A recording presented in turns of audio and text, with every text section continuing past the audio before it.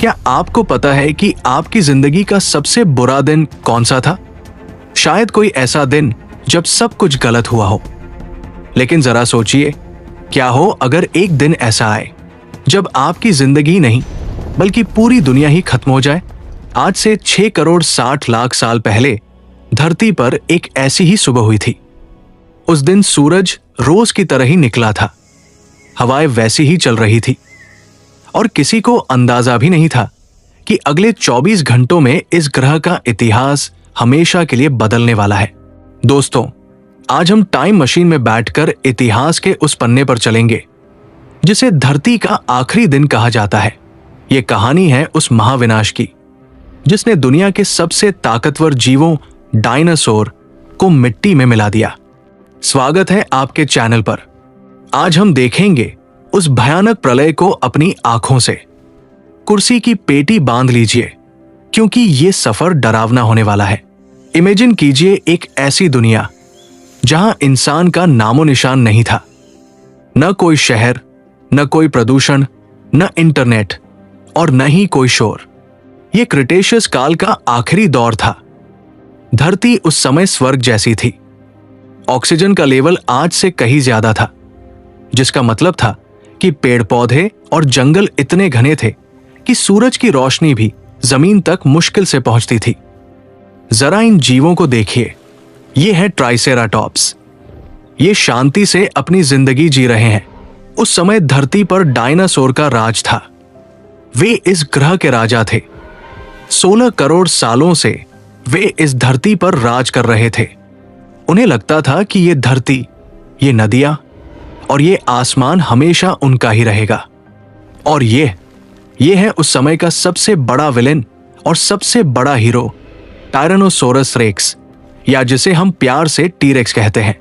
40 feet लंबा, 12 feet ऊंचा और दांत इतने नुकीले कि एक ही वार में किसी भी हड्डी का चूरा बना दे। उस सुबह टीरेक्स भी अपने शिकार की तलाश में था। उसे नहीं पता था कि जिस सूरज की रोशनी में वो आज शिकार कर रहा है, कल वो सूरज उसे दिखाई भी नहीं देगा। ये दुनिया जो इतनी शांत और खूबसूरत लग रही है, दरअसल ये एक तूफान से पहले की शांति है। जिंदगी एकदम परफेक्ट थी। प्रकृति का संतुलन बना हुआ था।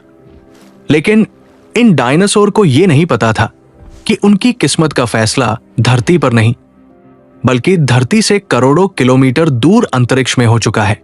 धरती पर जहां जीवन अपनी रफ्तार से चल रहा था, वही अंतरिक्ष के अंधेरे सन्नाटे में एक खामोश कातिल तैयार हो चुका था। यह कोई मामूली पत्थर नहीं था। ये एक एस्टेरॉयड यानी एक क्षुद्र ग्रह था। लेकिन इसका आकार सुनकर आपके होश उड़ जाएंगे। यह पत्थर एक पूरा पहाड़ था, माउंट एवरेस्ट से भी बड़ा। इसकी चौड़ाई लगभग 10 से 15 किलोमीटर थी। जरा सोचिए, 10 किलोमीटर चौड़ा पत्थर। अगर आप इसे जमीन पर रख दें तो इसका एक सिरा दिल्ली में और दूसरा सिरा गुड़गांव के पार होगा। और यह पत्थर रुका हुआ नहीं था। यह ब्रह्मांडीय गोली हमारी धरती की तरफ बढ़ रही थी। इसकी रफ्तार 60,000 किलोमीटर प्रति घंटा, यानी एक राइफल से निकली गोली से भी 20 गुना तेज। इतनी तेज कि आप पलक झपकाएं और ये लंदन से न्यूयॉर्क पहुंच जाए। ये एस्टेरॉयड पिछले करोड़ों सालों से अंतरिक्ष में भटक रहा था। शायद किसी और पत्थर से टकराकर इसका रास्ता बदला और इसकी किस्मत में लिखा था लक्ष्य पृथ्वी। सबसे डरावनी बात यह थी कि डायनासोर के पास कोई नासा नहीं था, कोई स्पेस टेलीस्कोप नहीं था जो उन्हें चेतावनी दे सके। उन्हें पता ही नहीं था कि मौत उनके सर पर मंडरा रही है। वे बस अपनी रोजमर्रा की जिंदगी जी रहे थे, खा रहे थे, सो रहे थे, लड़ रहे थे, जबकि ऊपर आसमान में एक ऐसा राक्षस आ रहा था जो न दया करेगा न रुकेगा। अब हम उस पल पर आ चुके हैं जिसे वैज्ञानिक न लौटने वाला बिंदु कहते हैं। एस्टेरॉयड अब पृथ्वी के गुरुत्वाकर्षण में फंस चुका था। अब उसे वापस लौटना नामुमकिन था। लेकिन दोस्तों, यहां एक बहुत बड़ा सवाल है कि क्या होता अगर, जो आपको सोचने पर मजबूर कर देगा।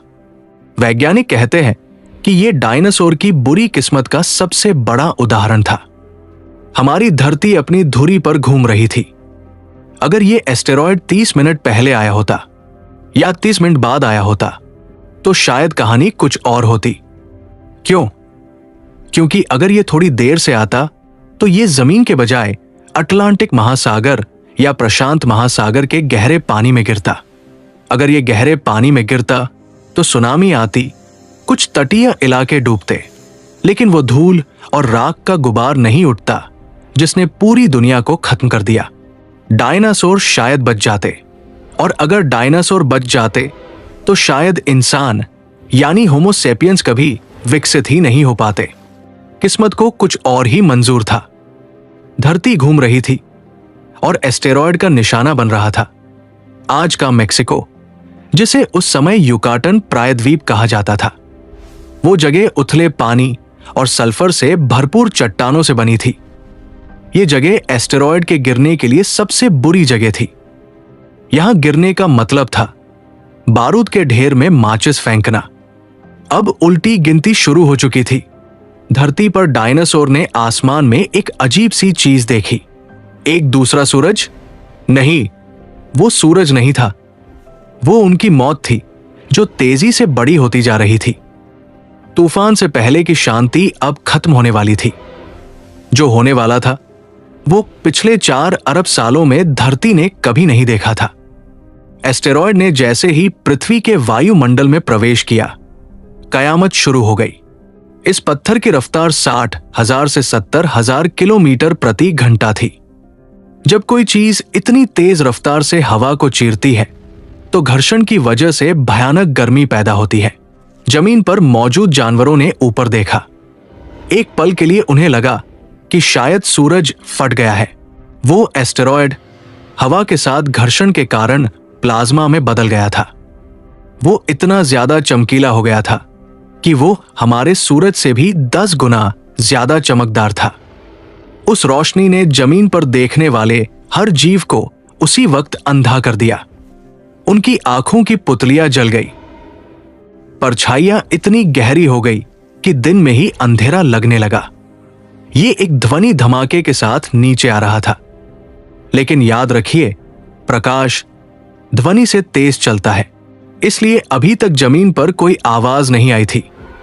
सिर्फ एक डरावनी, खामोश रोशनी थी जो मौत बनकर गिर रही थी।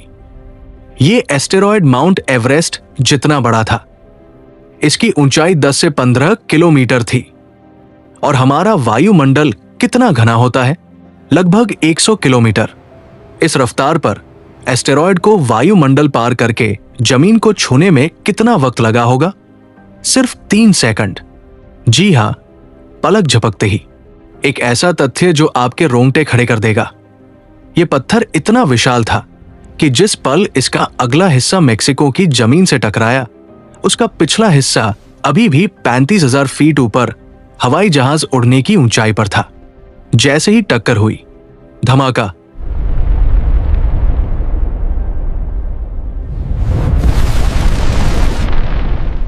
वो जगह जिसे आज हम चिक्शुलूप कहते हैं, वहां पृथ्वी की पपड़ी पूरी तरह पिघल गई।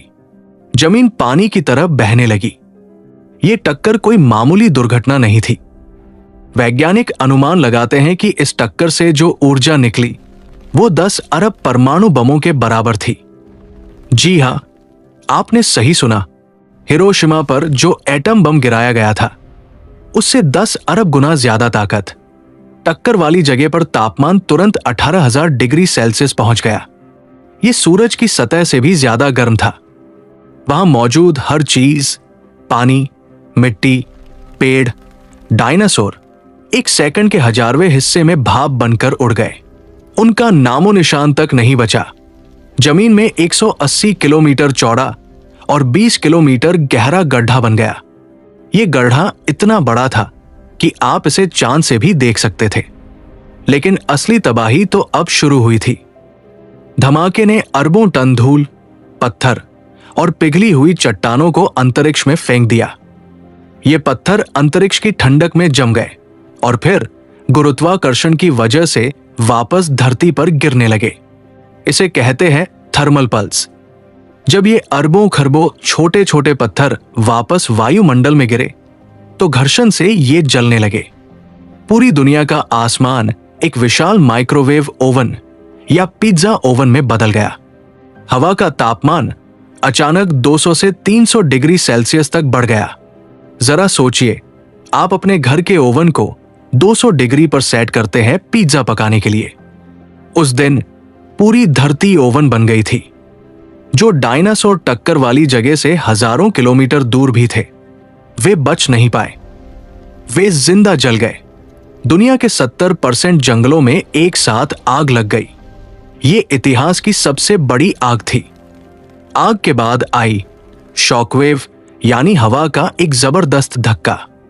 टक्कर के कुछ मिनटों बाद हवा का एक ऐसा झोंका निकला जो ध्वनि की गति से भी तेज था। यह हवा का दबाव इतना ज्यादा था कि इसके रास्ते में जो भी आया वो चकनाचूर हो गया। ऐसी ही और रोंगटे खड़े कर देने वाली कहानियों के लिए चैनल को सब्सक्राइब करें और बेल आइकन दबाएं। मैं हूं आपका दोस्त। मिलूंगा अगले वीडियो में एक और नए रहस्य के साथ। तब तक के लिए जय हिंद।